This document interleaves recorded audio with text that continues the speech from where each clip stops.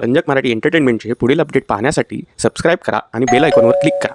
सुंदरा मनामध्ये भरली या मालिकेच्या होणाऱ्या आजच्या भागामध्ये आपल्याला असं पाहायला मिळणार आहे की लतिकाला दौलतचे ब्रेसलेट हाती लागल्यामुळे हेमाला फार टेन्शन आलेले असते, कारण आता दौलतला देण्यासाठी हेमाकडे कोणतेही ब्रेसलेट नसते। तेवढ्यातच दौलतचा हेमाला फोन येतो आणि दौलत हेमाला म्हणतो, तू एवढा माझा फोन का उचलत नव्हती? परंतु हेमा काहीच उत्तर देत नाही।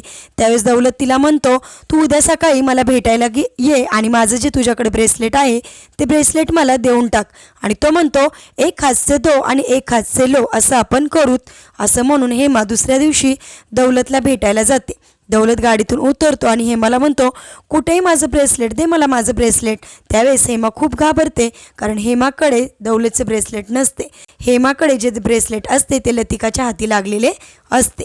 त्यामुळे हेमा दौलतला म्हणते, माझ्याकडे कुठलेही ब्रेसलेट नाही, माझ्याकडे कोणताही पुरावा नाही। हे ऐकल्यानंतर दौलतला फार टेन्शन येते आणि तो म्हणतो, तू नाटक करते का काय? तू अगं एका हाताने माझं ब्रेसलेट दे आणि एका हाताने कॅश घे आणि विषय संपून टाक। परंतु हेमा पुन्हा तेच बोलते की दौलत माझ्याकडे खरंच काही नाही। त्यावेळेस दौलत आणखीनच जास्त चिडतो आणि म्हणतो, जर मला माझे ब्रेसलेट दिले नाही तर मी तुझ्याबरोबर मीनाचा पण जीव घेईल आणि तुझा जीव घेऊन मी तुझा फोटो तुझ्या सासूच्या शेजारी अडकवेन।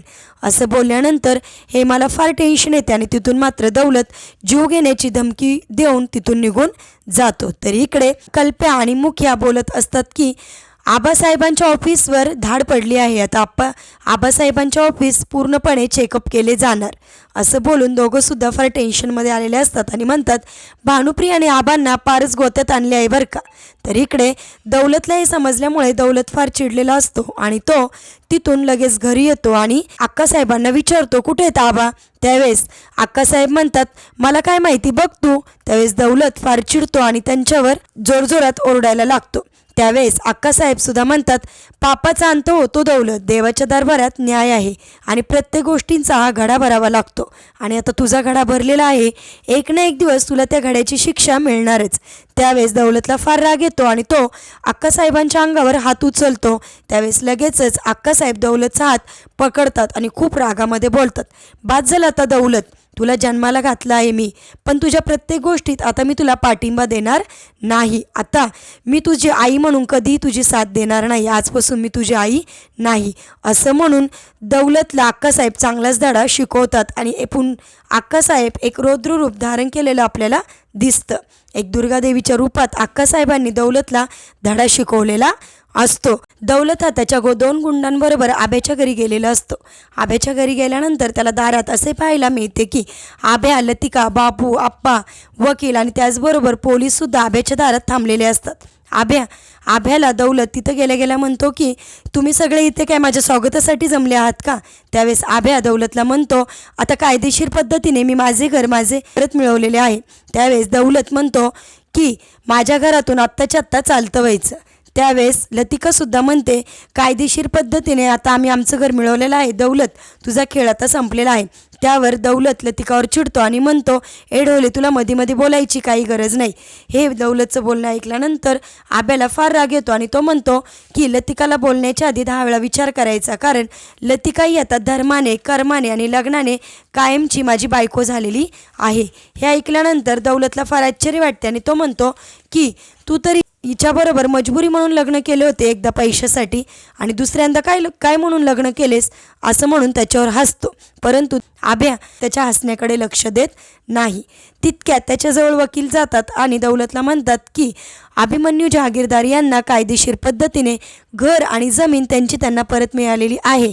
हे ऐकल्यानंतर दौलत वकिलांवर हात उचलतो आणि त्यांची कॉलर पकडतो। तेवढ्यात लगेच आभ्या दौलतच्या तावडीतून वकिलांना सोडवतो।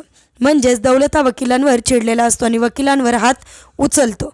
त्यावेळेस वकीलसुद्धा त्याला प्रत्युत्तर करतात आणि म्हणतात, जर तुम्ही कायद्याने हे घर मिळवलेलं आहे तर सांगा बरं कसं मिळवलं आहे तुम्ही हे घर, असं म्हणून दौलतचं तोंड बंद करतात।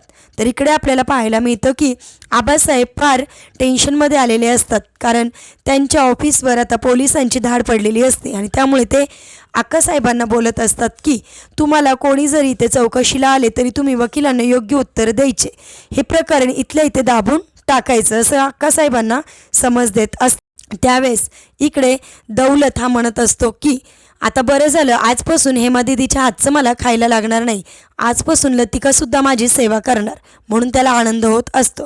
तेवढ्यात दौलतला आभ्या म्हणतो, आत्ताच्या आत्ता आमच्या घरातून तू चालतं व्हायचं. त्यावेळेस दौलत म्हणतो, नाही, मी कायदेशीर पद्धतीने हे घर मिळवलेलं आहे. तुझी आई सहाय्य करायला काही दारू पिलेली होती का? असं बोलण्याच्या आत लगेचच आभ्या दौलतची कॉलर पकडतो आणि त्याला धक्के मारत घरातून बाहेर काढतो.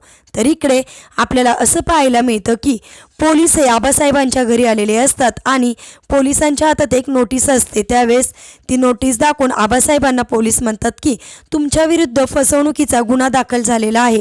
मयत इंदुमती उत्तमराव जहागीरदार तसेच आशुतोष जहागीरदार, अभिमन्यू जहागीरदार आणि लतिका जहागीरदार यांनी तुमच्या विरुद्ध आणि दौलत विरुद्ध फसवणुकीचा गुन्हा दाखल केलेला आहे. त्यामुळे मला तुम्हाला अटक करावीच लागणार आहे, असं म्हणून पोलीस तिथे अटक करायला आलेले असतात. तर इकडे दौलतचा आभ्याला खूप राग आलेला असतो, म्हणून आभ्या दौलतला धक्के मारून घरातून बाहेर काढतो आणि त्याची कॉलर पकडून त्याला सांगतो चुटकी वाजून की आता हे घर सौ इंदुमती उत्तमराव जहागीरदार यांचं आहे आणि आजपासून तुझा या घरावरचा ताबा संपला आहे.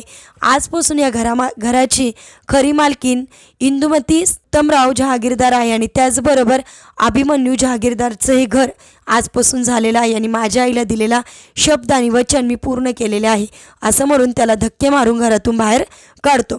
अशा प्रकारे आभ्याने दौलत विरुद्धचा जो लढा आहे तो पूर्णपणे यशस्वीपणे जिंकलेला असतो.